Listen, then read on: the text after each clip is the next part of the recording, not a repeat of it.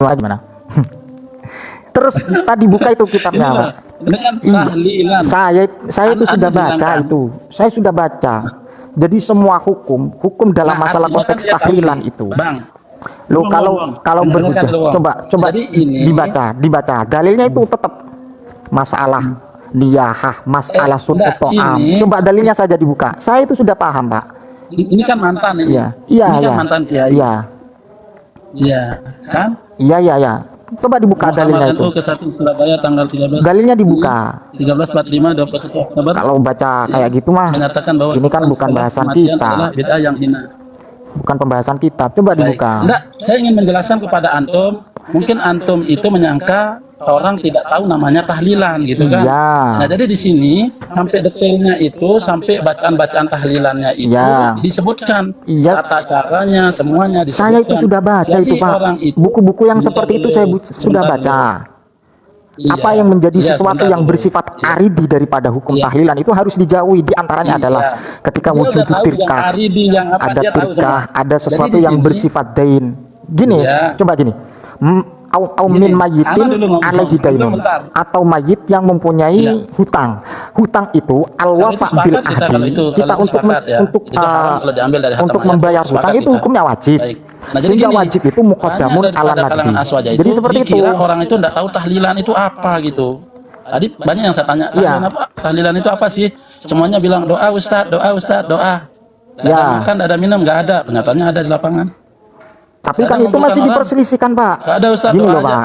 Gini loh. Kenyataannya saya tadi itu andaikan jenengan memahami yang saya sampaikan, bahwa ketika dalam ranahnya khilafiyah dari para ulama fikih, maka tidak perlu diperdebatkan terkecuali ranahnya kepada mujma' alaih. Lah ternyata dalam masalah sun'ut ta'am min ahlil mayyit li jironil mayyit itu masih diperselisihkan para ulama. Masih diperselisihkan para ulama.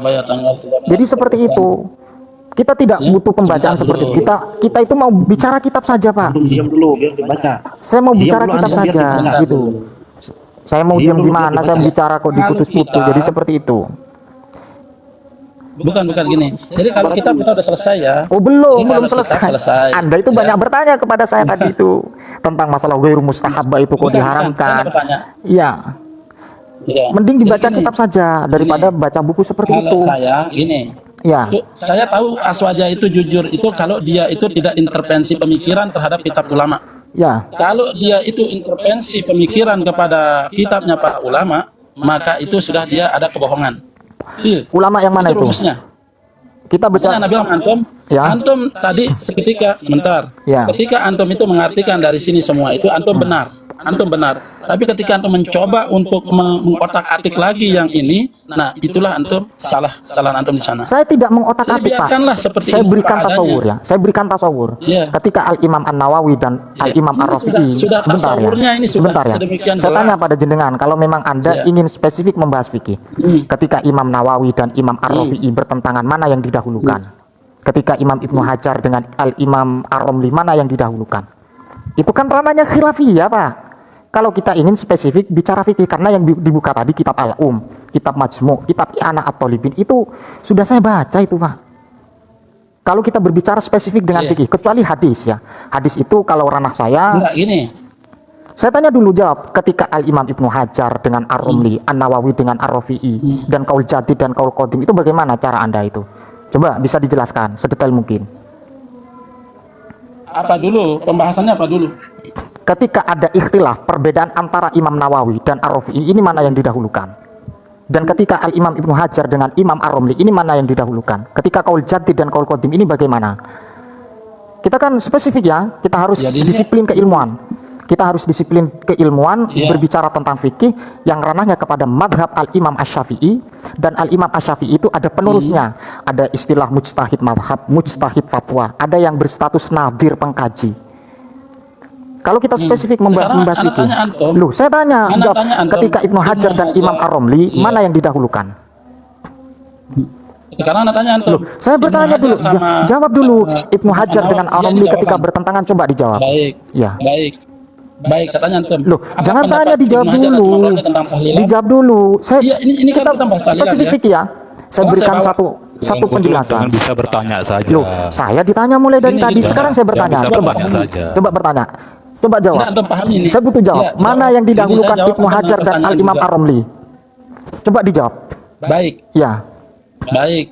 Jadi Imam Romli maupun Imam An-Nawawi, Imam Rafi'i. Kalau Imam Nawawi dan Romli itu masanya lain, Pak. Sekarang saya tanya, Ibnu Hajar dan Imam Romli itu mana yang didahulukan ketika bertentangan dalam ranah khilaf ya? Dijawab dulu. Beritahukan anak tentang dia tahlilan. Loh, dijawab dulu. Enggak, anak tanya antum. Wah, itu dijawab dulu.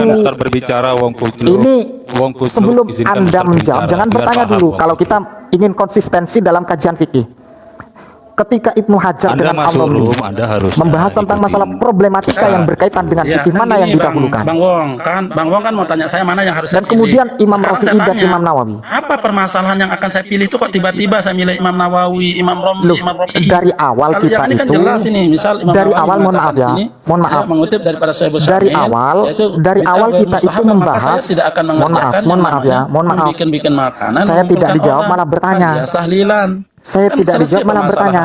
Sekarang kalau antum mengatakan dari tadi sore itu tunjukkan saya Imam Rafi'i, kita membahas tentang masalah kitab Majmu' fikih. Nanti anak beritahu antum jawabannya.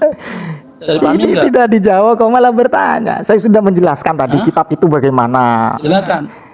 Kita kan spesifik ya, kita mau membahas fikih kan seperti itu. Coba dijawab Ibnu Hajar dan Imam Romli itu dijawab. Mana yang didahulukan ketika wujudul ikhtilaf? Sinyalnya merah, Ustaz. Ya. Mungkin lagi nyari sinyal itu. Itu saja. Nah jadi gini anak terangkan. Coba ya. Nah, jadi kalau kayak ini kan enak. Ini ada kitab, ada ulamanya bid'ah munkar kita tinggalkan. Ya kan tadi yang mohon maaf ya, Pak Ustadz. Mulai tadi kan saya yang baca dan kemudian saya menjelaskan bagaimana cara pola pikir para pakar fikih dan bagaimana cara menarasikan pola pikir ulama fikih dan memberikan solusi yang berkaitan dengan takziah, dengan sun'ut ta'am min ahlil mayit, sun'ut ta'am lijari ahlil mayit. Itu kan sudah saya bacakan. Dari berbagai substansi yang dipaparkan oleh para ulama itu beda pandangan sesuai dengan dasar mereka masing-masing. Gitu. Sebentar, antum tidak memahami makna alhamdulillahi wahdah wassalatu wassalamu ala sayyidina Muhammad wa ala alihi wa sahbihi wassalikin. Ini antum tidak memahami. Artinya saya ini dahlan telah memahami semua yang di atas ini sehingga dia memberikan jawaban. Namanya mufti ditanya itu memberi jawaban. Begitu. Kiranya sudah cukup ya kalau berbicara tentang fikih. Jadi gini, fikih itu sebagaimana kitab I'anah yang saya baca, kitab Majmu', kitab Al-Qum, yang namanya fikih itu sangat begitu lentur, sangat begitu lentur, dan juga tetap semua yang dirumuskan para pakar fikih secara khusus dalam konteks Syafi'iyah itu kita tidak lepas dari mukhtalaf dan mujma' alaih itu. Sebagai dasar, kunci dasar agar kita tidak terburu-buru menghakimi pekerjaan orang lain. Jadi seperti itu ya Pak ya. Saya mohon maaf takut ada kata-kata yang kurang baik, tapi sementara karena saya yang membaca dari awal dan saya menjelaskan dan dari sekian pertanyaan saya suguhkan mulai dari berbagai kajian usul fikih atau yang berkaitan Maria ta'alaku bil ahkam asyariah dan kemudian bagaimana kita cara istidlal dengan kajian hukum ketika bersifat anjuran dan bersifat larangan. Itu pola pikir para pakar fikih itu sudah memberikan satu pencerahan kepada kita. Jadi seperti itu. Saya mohon maaf ini undur diri ya karena dari pertanyaan saya tadi masih belum terjawabkan tentang Ibnu Hajar, Ar-Romli, Nawawi dan kemudian Ar-Rafi'i, Qaul Jabir, Qaul Qadim. Kalau kita memang berbicara spesifik tentang masalah fikih. Jadi seperti itu. Mohon maaf kepada host yang mungkin kemudian hari bisa naik lagi kalau kita mau membahas apa gitu. Yang penting kita bahas kitab kayak gitu loh. Membahas kitab hadis dengan syarahnya Al-Quran dengan tafsirnya bagaimana itu. Terima kasih ya. Wallahul muwaffiq ila aqwamit thoriq. Wassalamualaikum warahmatullahi wabarakatuh. Waalaikumsalam.